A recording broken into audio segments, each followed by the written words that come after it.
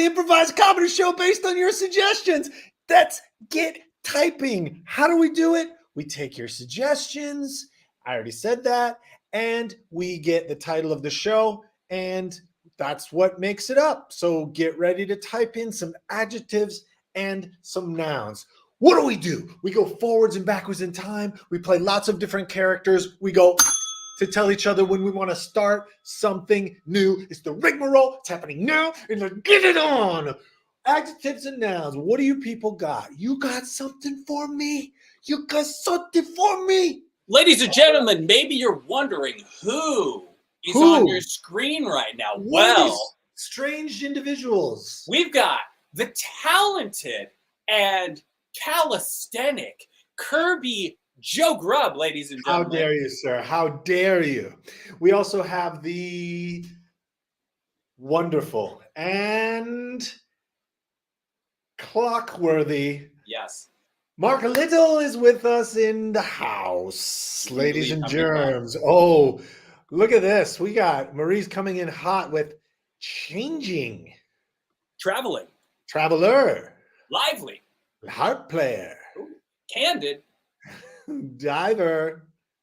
Vivacious. Ooh, cycler. Cycler. Webbed. Linebacker. Chili. Opera singer. Gifted. Oh, Marie, you're so hot with the fingertips, with the typing of the fastness. Mandible. I like Candid. Ooh, okay. I need to look back. I like Candid. Let's go. Opera singer. Okay. All right. So that's the title of the episode now. The Candid Opera Singer. What's that going to turn into? I do not know. Dabbling. Speech therapist. Thank you, Marie, for these wonderful suggestions. A strong audience of one. That's all you need. And more importantly, that's all you get. What are you doing on the dark web? What are you doing on the dark web? Excuse me, what are you doing on the dark web? That's your question. That's your prompt. What is it that you're doing on the dark web? We know there's Laurie, a lot. I'm here. Oh, hello, Laurie. Hey, Laurie. Thank you for being here. Welcome in. Oh, searching for poker cards on the dark web. Searching for poker cards. Really? That seems like a rip from the headlines of your life. Yeah. What's going on there? Yeah. Buying persimmons. Well, as we know, persimmons are highly illegal. Looking for bats. I think she's talking about a literal dark web. Yelling at my dog. Yelling at my dog. Buying candy. Looking for bats. Go ahead. I like looking for bats. Okay, deal. Looking for bats. Good one.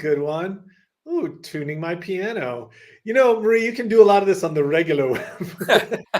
even maybe just. But hey, if you're a dark web kind of person, I respect. Looking for black licorice. What shouldn't you buy on Craigslist? I've made a lot of purchases. Yeah, big time. Big time. He's a big Craigser. Huge. Mark's a huge Craigser. I mean, this computer that I'm streaming through was a Craigslist purchase. Right. As far and those headphones, as well as the T-shirt and the backdrop. I hate to do this because it's an improv show, and I should say yes. yes. Are you gonna no but? But what you said is inaccurate. You did a no but. I had to. Because the truth will set you free. We haven't started improvising yet, folks. Up till this point, it's all been scripted. Yeah, it's totally scripted, as you can tell. Yeah. Yelling stories. What's a yelling story? Fresh flowers. Car. Bison. You shouldn't car. Yeah. Sewing machine. Tomatoes. Yeah. Really? Craigslist is so known for their tomatoes, though, right? It's got a nice produce section. Fast and baked beans. Freezer. Lobster rolls. Lobster rolls. Nice. Comes back. A little dicey, probably. Uber drivers. Yeah, don't buy your drivers. Like Never. if you want to buy your drivers, but buy them from a sanctioned Uber driver sales. Nighttime hats, underwear, unicorns. Nighttime hats. Understandable. You shouldn't. New New socks. socks, keys, insects, pickles, Pickles. Good point. Bats. celery, Yeah. That's also pretty cool. mice. Mice. All right, what do we like? I mean, we got a good chuckle out of nighttime hat. I think nighttime hats is funny. All right, deal. What are these things going to do? I don't know. They will inspire us to create characters, situations, scenarios, skates, coffee. Awesome suggestions, you guys. Thank you so very much. We appreciate you tuning in. I'm here and giving us some awesome suggestions by which we will shape the show. It's totally improvised, it's totally made up, and it all starts very shortly. And just to run down the suggestions, we have looking for bats as what you are doing on the dark web, nighttime hats as something you should not purchase on Craigslist. And today's episode of The Rigmarole is entitled A Candid Opera Singer.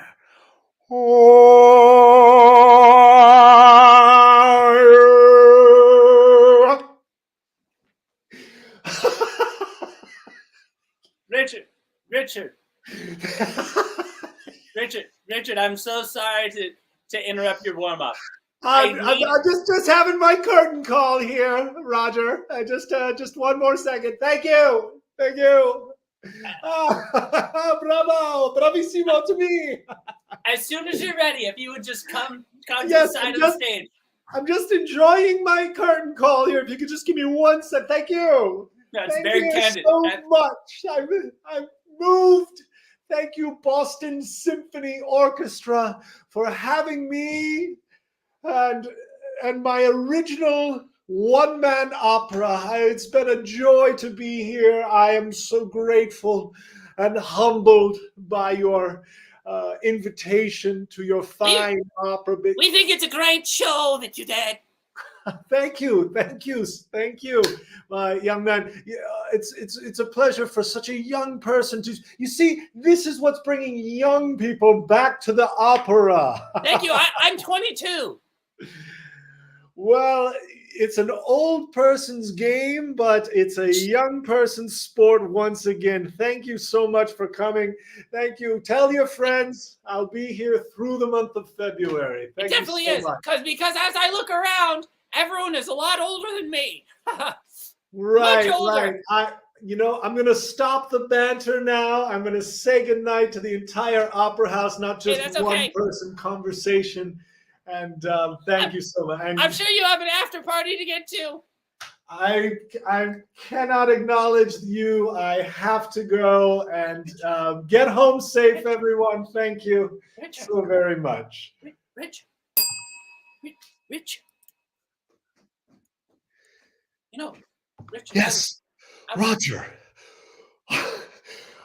Why is it that you can never allow me to have my moment of glory? You are a wonderful stage manager, and you've been with me since the inception of my one-man opera, and I do appreciate everything you've done.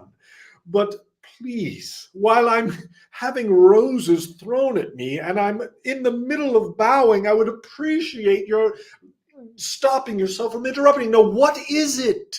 Well, I thought it was pressing because there's obviously going to be an after party, and you're the most candid person I know, and I need opinions on this outfit. Is the tie too much? Not only is the tie too much, but the whole ensemble. Your flower is too large. Your cuffs are too long for your jacket, and your face tattoo is hideous. There. You wanted candor, my friend. You've got it. I appreciate your candor, Right. Richard. I'll lose the flower, but there's not much I can do about the face tattoo. Well, you should have asked me for my candid opinion before you had that hideous thing etched on your face. No, you're But, right. by the way, I have not been close enough you to see what it is. What is it, Roger? Oh, it's my face. I know. Well, Perhaps, maybe perhaps I spoke too soon. perhaps I should have found a more talented artist. How dare you, sir? So I'm looking for a tattoo that will make this one covered up. This is obviously my hero and the person I stage manage for. You know Richard, I'm sure. He's an opera singer. He's pretty big. So I figured since you did the original, you'd be the same person that do the cover up. I've been doing lots of cover-ups lately, and this one right here, I can tell that this one cuts you deep. It cuts you deep to the core. I mean, you told me your whole life story when you first came in here, when you first sat down in my ink chair. Yeah, I know. I'll tell you again if you want. I'd be happy. I remember it well. It was just a week ago. I mean, I'm not getting that old yet. I don't need to hear everything twice. I mean, it was a moving and a compelling story. I shed a tear myself. But it seems like you've experienced some friction between you and your face tat hero there. What is actually going on, and why do you want to cover up such a masterful work of art? Well, he said it was ugly. He said it was hideous, and he's very candid. I simply have to believe what he said. He only speaks at face value. He's a candid man, and above that, he's a great artist. So a great artist recognizes great art, and I'm here with a tattoo that a great artist thinks is hideous. What's face value? because it's That's a good one. I appreciate. I appreciate. That's an unintentional pun, and it was so good. My favorite kind of humor are unintentional puns. I call them pun intentional. Right. Well, sweetheart, I'm looking to get my first tattoo, and I think Punsy's Needle House would be a great place to go. Hi, Douglas. When my father betrothed me to marry you, I said, Patu, Douglas will never have the stones to do anything that's rock and roll. But now, as you're speaking about this facial tattoo, I find myself getting all tingly inside, and I think we should maybe put the soup back on the burner and visit the boudoir. All right, Catherine, I'd be happy to visit the boudoir with you. It's not been very recently in my memory that nigh on 13 weeks, as my diary reflects. Well, Catherine, reflect no more. Dear diary, Catherine again. Good to be back. While you've been laying on the nightstand, just judging me silently, knowing all my secrets. Diary, what is 23 years ago.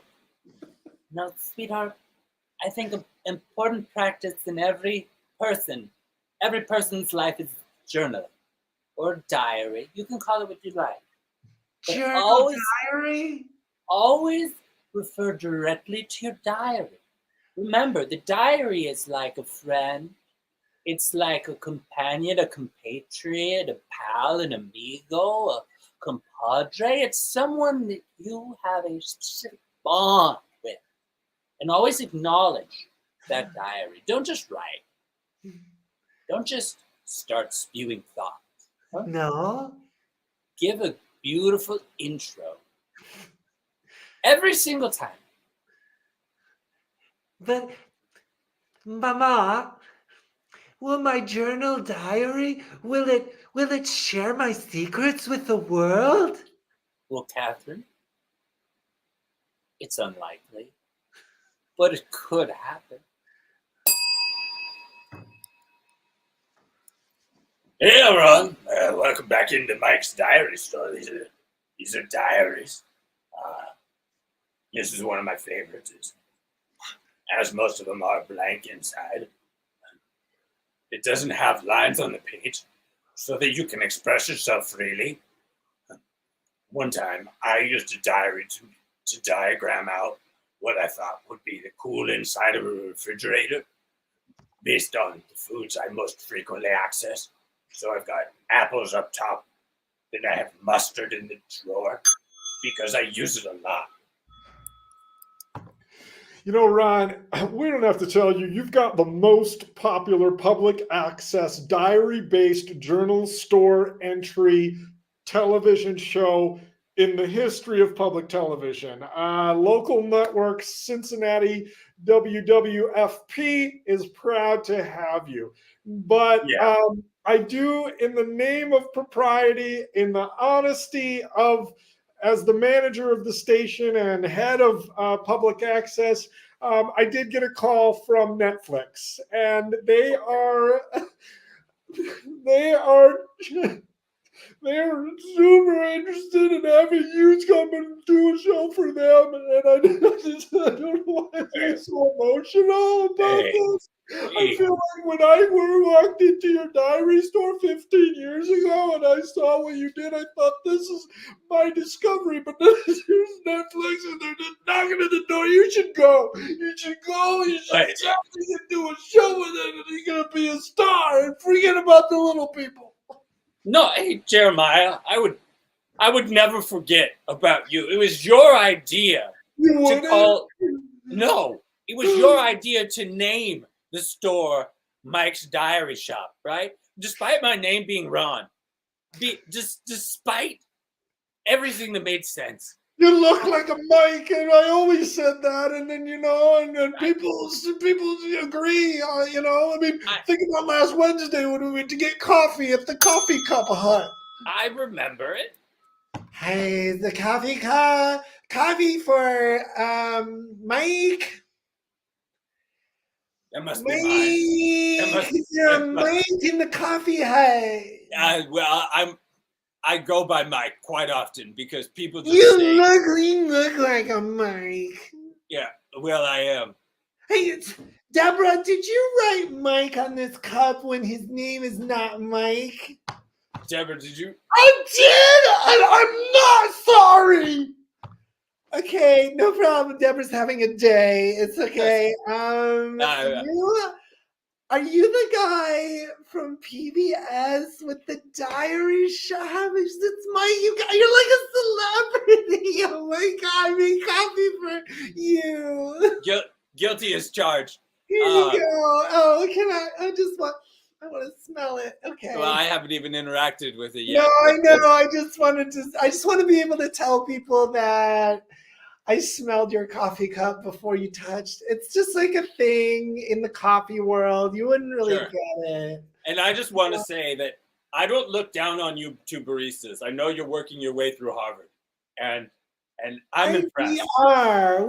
Thank you. I'm impressed. And coming from a local celeb like yourself, that really makes me emotional, because everyone spits on us and tells us we're garbage. Right. I mean, baristas are really mistreated. Hey, you stupid barista! Hey, I have your coffee here, Mr. Jackson. Oh, I bet you do. I bet you do. Why don't you get down on your knees and crawl it over to me? I'm working my way to Harvard, though. Yeah, okay. Oh, okay. Great for you. You know what I'm doing? I'm working out there in the streets. You got no business even handing me coffee, you piece of trash. You worthless idiot. Do you understand? Do you understand? My knees, they hurt. Well, good. Good, they should. You know what? You could use some knee pads like I use when I'm doing electrical work. All right? That's what you could use. Dear diary, it's Catherine again. So nice to be back with your pages of bone color and writing in black saccharine ink across your beautiful blank unlined pages. How have you been? I totally missed you when I was at the store. Oh, Catherine, my favorite customer. Here for your third journal this week, huh? And a few more pens. I've just been ripping through them and watching old episodes of your show on rerun on VHS cassette beta. We have VHS and beta at my house. Oh, well, Catherine. What?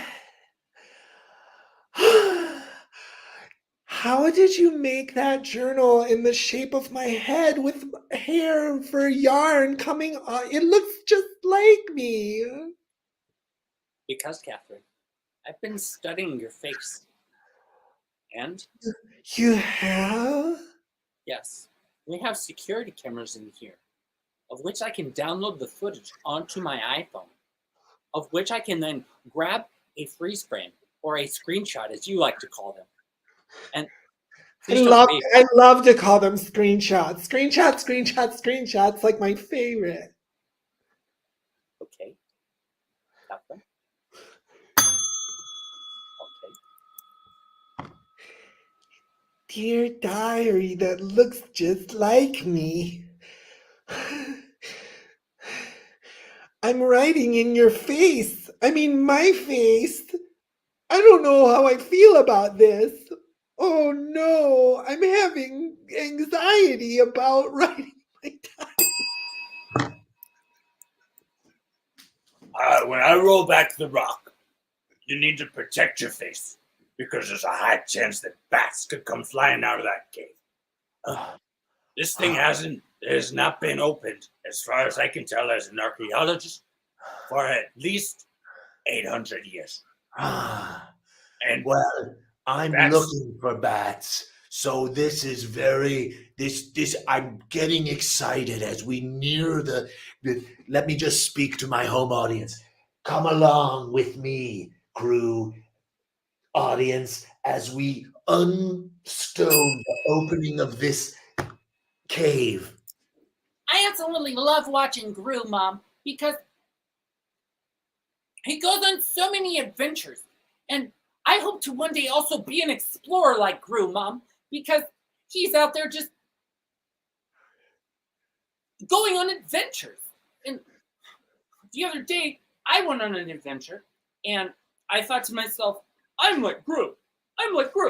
And the adventure, of course, as I got permission for, was only to go to the park, Mom. But as you said, the park makes young men strong. And, well, as I've seen on YouTube, lots of calisthenics can be done at the park, Mom. So, Ever since Richard Butterworth's mom disappeared in the middle of the night, he spoke to her in long monologues as if she were still there while eating popcorn from a movie theater next to his house. So I'm up to like 12 pull-ups, Mom. And strict form, trust me, strict form.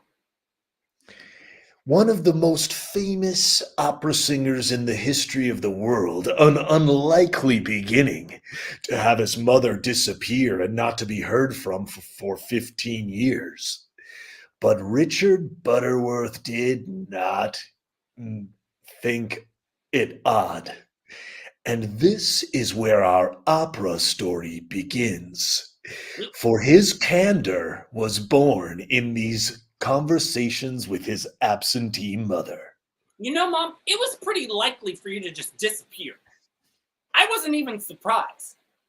Most people around me were like, hey, Richard, isn't it weird that your mom just disappeared? Shouldn't we, like, investigate? And I was like,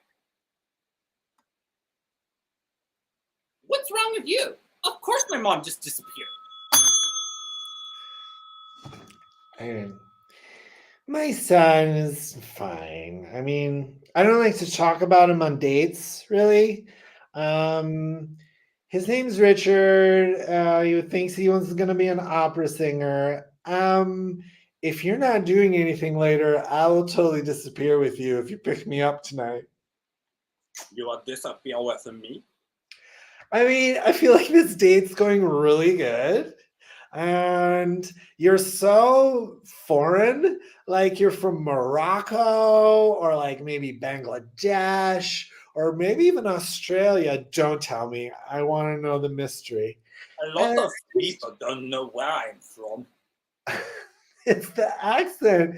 It's really just the accent that is so. I'm a sucker for an accent and a bottomless margarita, and those that combination makes me want to abandon my child.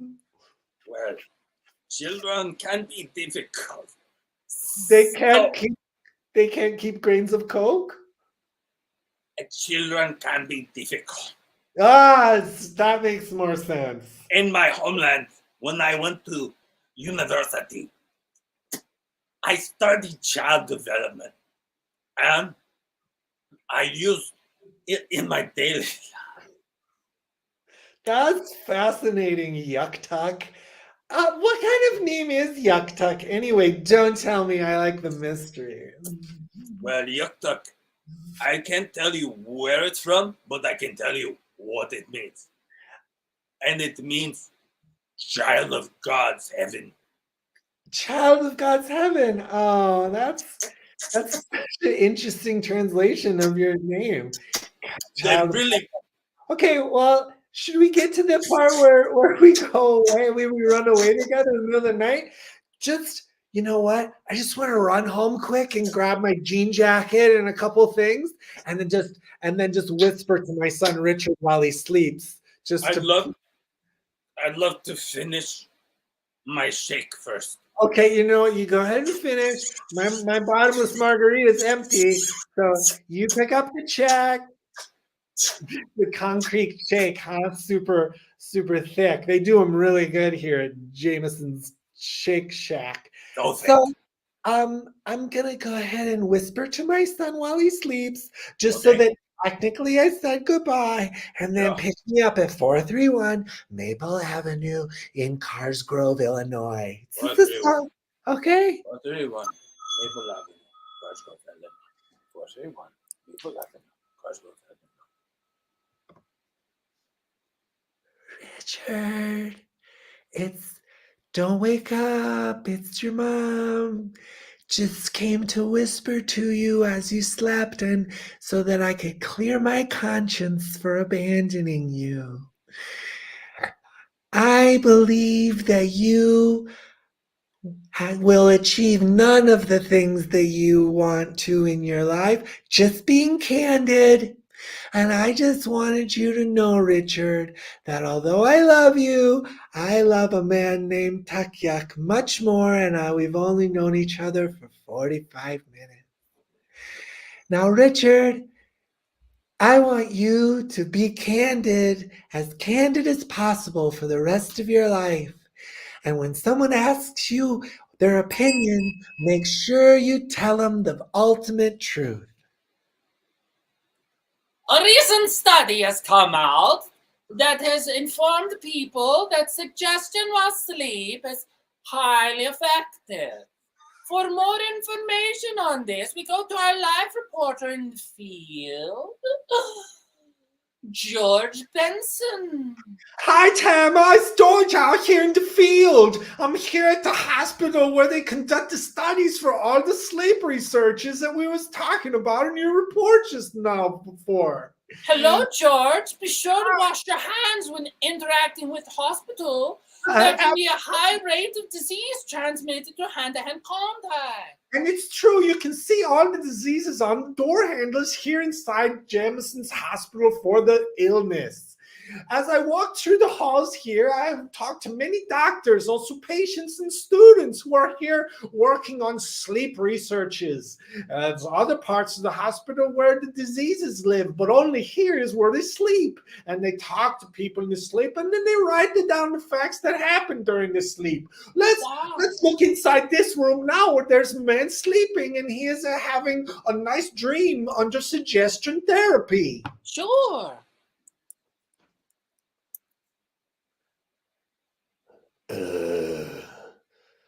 Edward Michelson, you will wake up. Not right now. Not right now. But when you wake up, you're gonna get in your car and you're gonna get. Oh, my Edward! Edward! Okay, I think he's sleeping. Okay, I think he peaked, but then I think he's sleeping. As you can see, it's exact science, and there's only one way to make sure that the peoples are sleeping, and it's by looking at their eyeballs. So when the eyeballs are closed, it's sleeping, but when the eyeballs are a little bit open, you know they're awakes. Yeah, it seems to me like the science going on in the Jameson's Hospital for Curing the Sick, or whatever he called it, is very strong science. It's the strongest science in all of Norway. And all this research will continue throughout the world and will change people's lives forever. From reporting from the Jameson Hospital for Weird Illnesses, I'm Jorgensen Freebenston. Yeah, at the Jameson Hospital for Weird Illness, I think we have made breakthrough in research.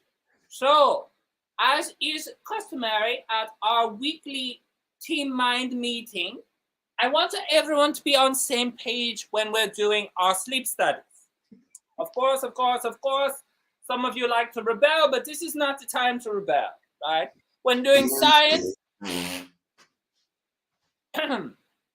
Jans, I was specifically addressing you when I was saying some of you like to rebel, but I try and use the technique of, Fight the power system. Okay, Fight Jans? the system. Fight the system of the power inside the Norway hospital system. Jans, may I? Okay. I appreciate it, Jans. Fight the power of the system. The doctor in the front of the room is trying to mind control you. Rebel. Jans, I understand that you understand medicine to be of the patriarchy, but for me, medicine is... Rebel. Also for the rebel and against the patriarchy.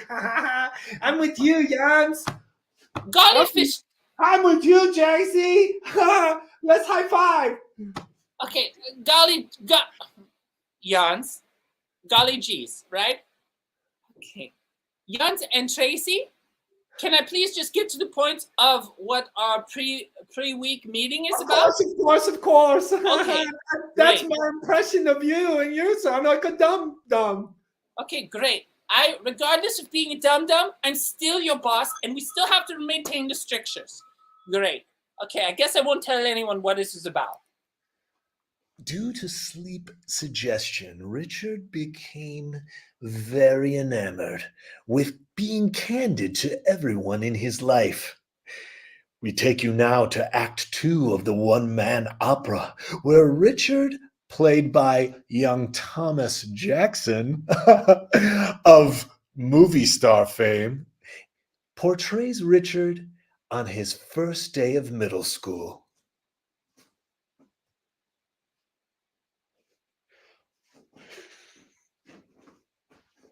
That backpack looks so stupid, Oh.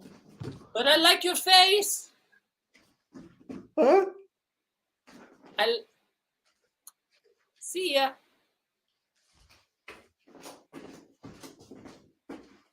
Oh, I really enjoy the scent that you're wearing. Is that cologne? Yeah, I stole it from my dad's liquor cabinet. He keeps his cologne with the liquor, and I just thought, well, why not? Give it a try.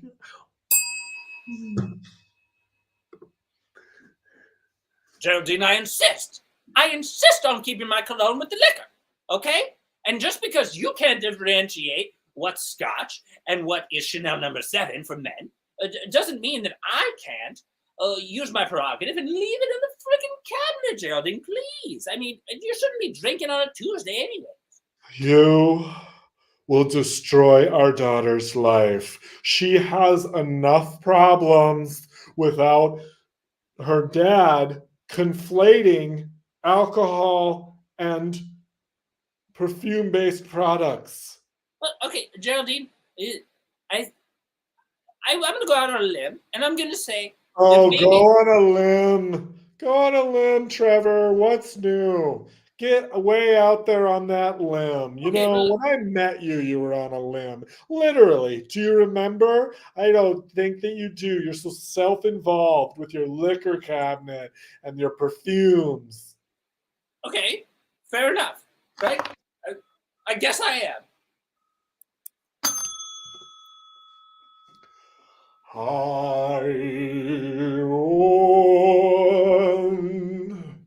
I don't like your car color. This grotesque green makes me want to slay myself to death. It was the last model they had on the lot at a discounted rate. So, I mean, it's an honor that you're choosing Candid with me, but Oh, how was the show? Am I on camera? Right? Okay, yeah, this is like a promotion. Okay, it was wonderful.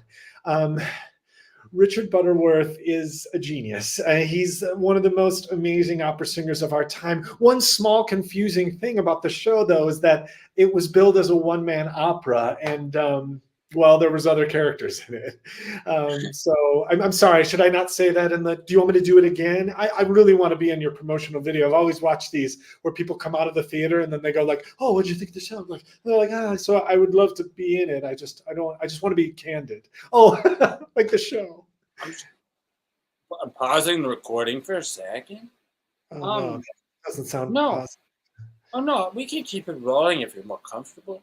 No. Is it just an audio recording? No, I have a remote for the camera. Oh, I see the camera. Hi, so Mom. that we can. Hi, Mom. Okay, we're definitely gonna cut out the hi, Mom. No, I'm so sorry. No, you don't have. You don't have to be apologetic. Oh, okay. I'm sorry. I won't do it again.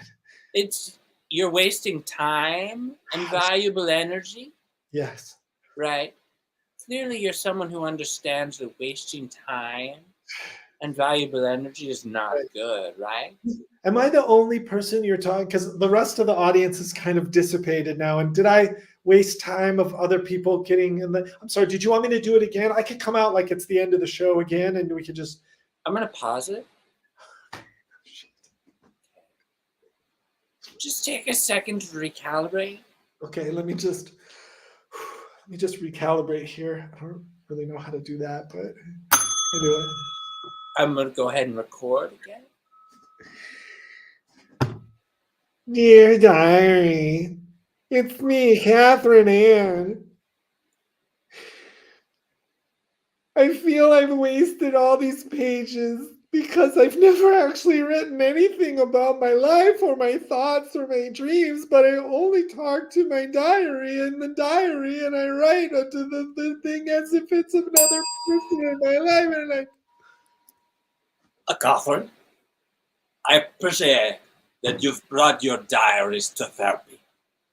I think that once we get to open the diary and have a read, we can get to the root of your mental discomfort. Huh? This is a big part of my practice, and it helps a lot when someone has a thought log like a diary, and you have a lot of them. a thought log. That's so interesting that you said it like that. I never thought of it like a thought log before. Let me just open the one that looks like me. It was a gift from Mike his name's Mike on TV, but his name's Ron in real life. And maybe you wouldn't know that because I know him personally. Yes, I would never claim to know your friends and family personally. But it does look remarkably like you. Dr. Sheboygan, Yeah. I have to be candid with you. As I page through the leaf shapes like my head of this very, very well-made, hand-constructed, and a little bit creepy, honestly, diary that was I made. was going to say. It's just page after page of me writing to the diary as if it's a person that I know, and I just feel like here, for instance, I'm listening. diary. Why won't you talk to me? Why won't you listen to me? Why do you never respond? Am I writing in my own head? Am I in a horror movie or like a Twilight Zone type of thing? That was an old TV show. Of course, I've seen the Twilight Zone. Oh, you have? So let me ask you this. If I write in my diary and it's my head shaped and the thoughts go in my head and then they show up in my head, is that like, am I gonna die? Well, eventually. Catherine died.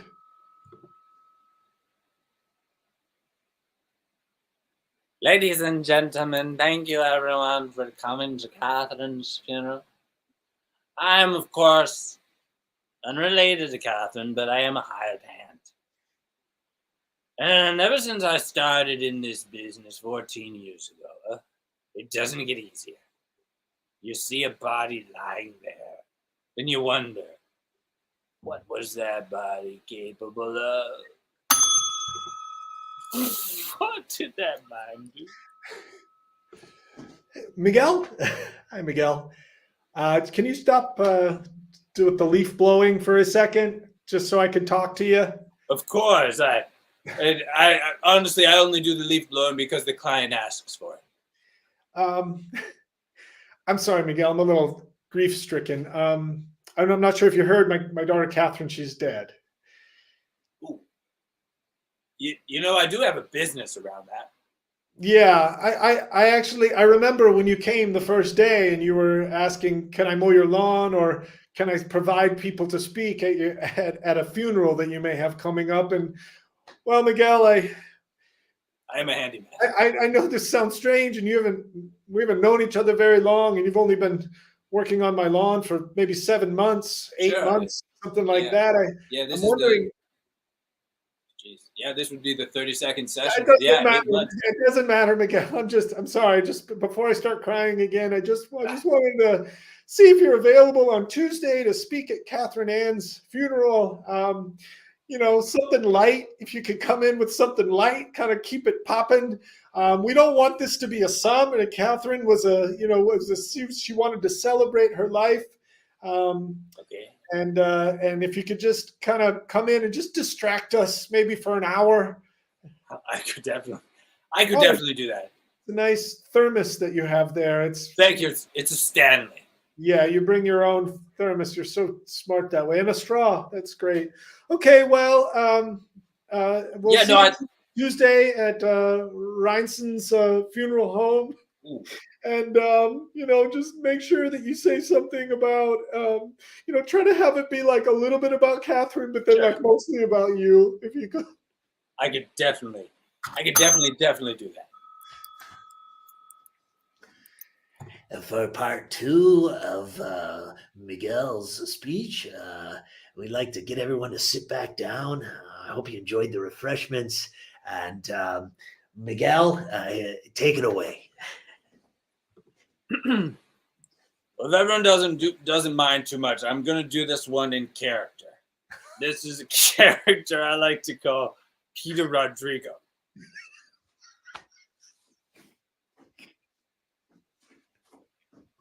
Hey everyone, I hope you're feeling okay, even though it's a sad day.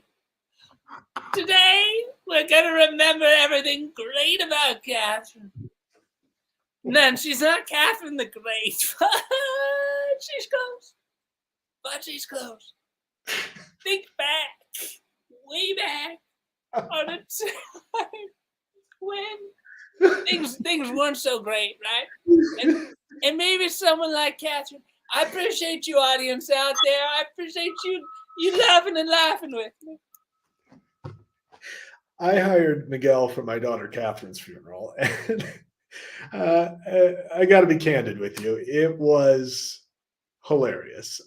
Look, I know that's maybe not what you want or what you think you want, but doesn't your dead relative, friend, or family member deserve a joyous celebration? At Miguel's funeral speeches, that's what you get.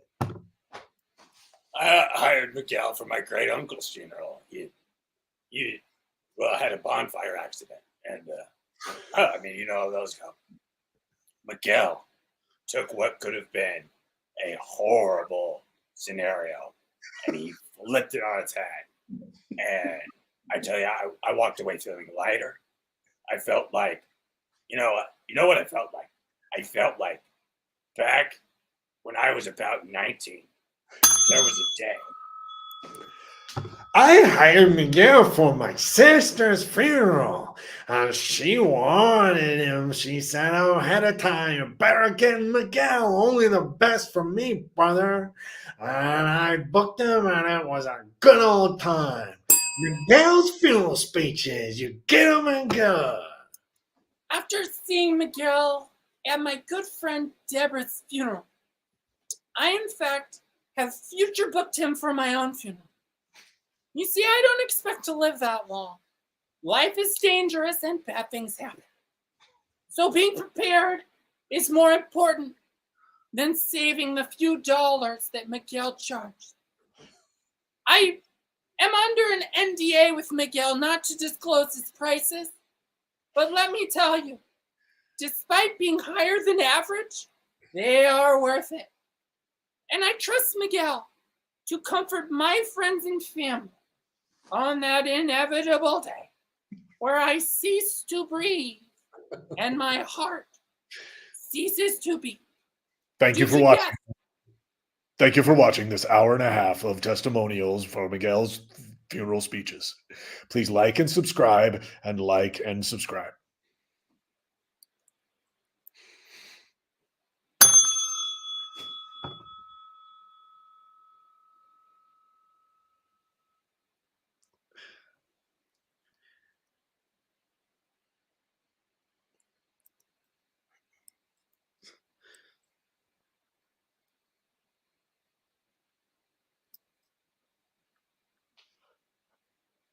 I think it looks great, sweetheart. I don't know if I'm a nighttime hat person. No, you're definitely a nighttime hat person, Harold. I don't know. You know, hats are, the whole function of hats are to block the sun from your face. And, I mean, look, during the daytime, if the sun is out, I got all the confidence in the world, Glenina, and I'll throw that thing on and head out into, anywhere. I don't care who you are. But, I mean, we're going to Jefferson's house tonight, and do you really think this hat looks that good? I feel it's game night, and I don't want to be an asshole. Hey, Harold, I need you to not worry about the Jeffersons. You, as I tell you every day, are strong, you are worthy, and you can wear a hat whenever you want, Harold.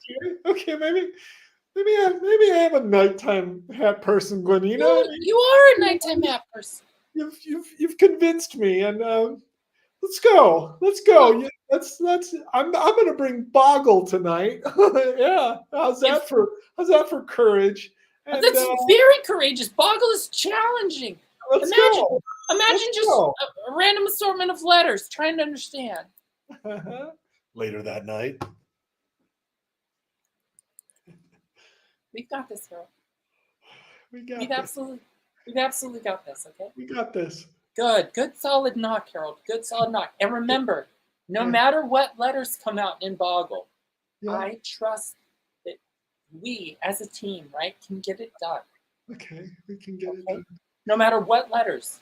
Okay. All of the letters. Okay, Harold?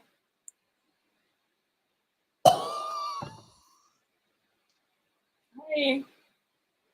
Me and Harold. Hi. Can we come in? Can we come in? To play? Shh, shh. Harold, Glenina. He's wearing a hat. Now. It's night. It's nighttime. I know. That doesn't make any sense. I think we should just act like we're not home. I can't. I mean, he looks so stupid. And I think he brought Boggle. Boggle! He can barely even play Boggle. I know. Shh. He's very bad at Boggle. Let's just, everyone just go into the kitchen quietly. Just move into the kitchen. Oh, are we going into the kitchen? Shh. Well, I'm just wondering. Everyone's whispering. It was so weird. I can hear you in there, everyone. I brought Boggle.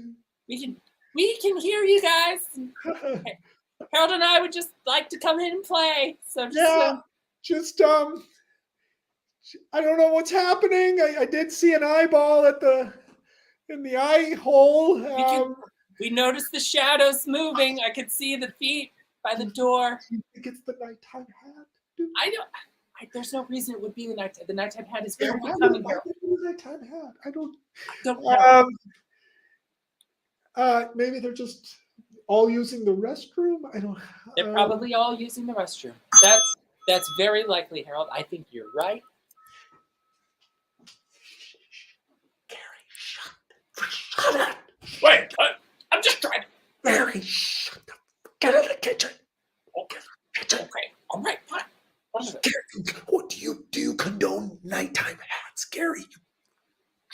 He's wearing a nighttime hat. Yes. Fucking now. Right now. He's got it. It's dark outside and there's not even sun. What does he Gary, think? can you get in the kitchen?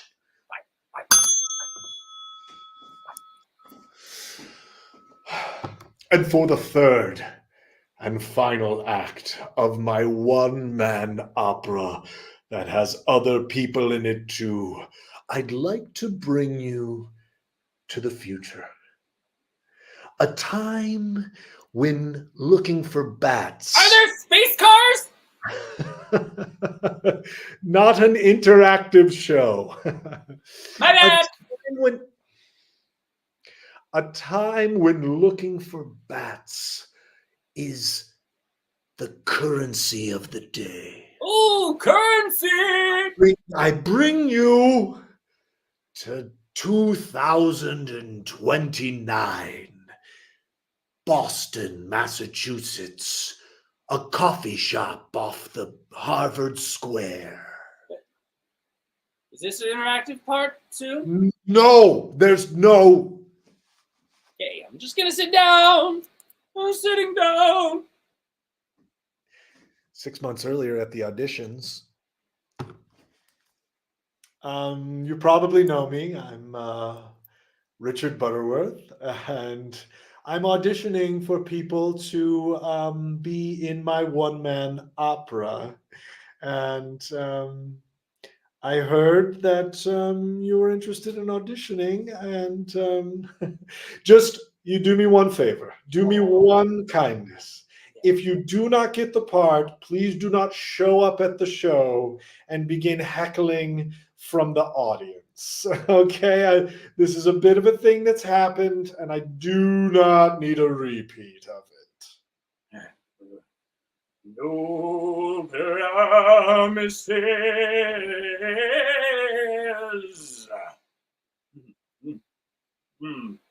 But I'll do my best. It would just mean so much to be in the show, and it would be so devastating to not be in the show. I mean, I can understand how people might end up in the audience, and I could understand it. Candidly, Willoughby, Willoughby Dixon. Willoughby Dixon, you have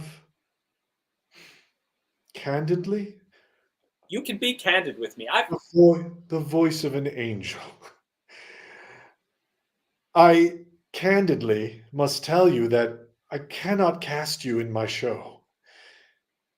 Your voice is simply too good, and it would make my voice sound less than good. And I'm sorry, I can't have that. Well, then I'll be in the audience. No. Mm-hmm. No. Yes, I will. No. Do you? How dare you? How dare I? How dare you? Willoughby Dixon is out there. He's out there. No, I specifically made him promise during the auditions never to come. I know this is going to be bad for me. He's going to talk and heckle, and he's going to ruin everything. This is why people say never make enemies in opera. Roger, this is not a time for one of your pun humorous anecdotes. Well, I have to stay pun humorous, or else there's just too much stress backstage. Oh, not Willoughby Dixon. I'm No! telling you, Richard. Dear Diary of Heaven, where were you in the cloud last night when I was looking in the pillow? It's not a good thing for you to do to hide from me. This is heaven after all. Don't ever hide from me again. Otherwise, God's going to be mad at you and it's going to be trouble. Catherine, this is your diary speaking. After all of the wasted pages, after all of the unnecessary ink, I'm here to tell you, you've written little of anything of importance. But at least you're dead now. Isn't that refreshing? It is. Do you think I could get Miguel to make my funeral fun? You can definitely get Miguel. I'll make sure that happens. Hello, Miguel. This is a diary from heaven. Hello, Heaven Diary. Are So you good to hear from you. I'm sorry, Miguel. Did not mean to interrupt your speech. I apologize for interrupting your speech. I'm just sitting at home. I recently finished cleaning out the air ducts. I was trying to freshen up my own home. Miguel, I'm so sorry to bother you at home, and I'm so sorry to be a diary from heaven. I know that must be very odd, but in your line of work, well. That's exactly it. Is when you see as many funerals as I've seen, the realm of possibilities open up very greatly. So, Miguel, I must comment candidly I'm that listening. I've seen your work online, and Oh, you must be doing a character voice when you're actually doing the funeral speeches, because I feel like I've caught you at your at-home casual demeanor. this is absolutely my at-home casual demeanor. I don't like to give away too much when I'm on stage. It feels a little too personal. Miguel!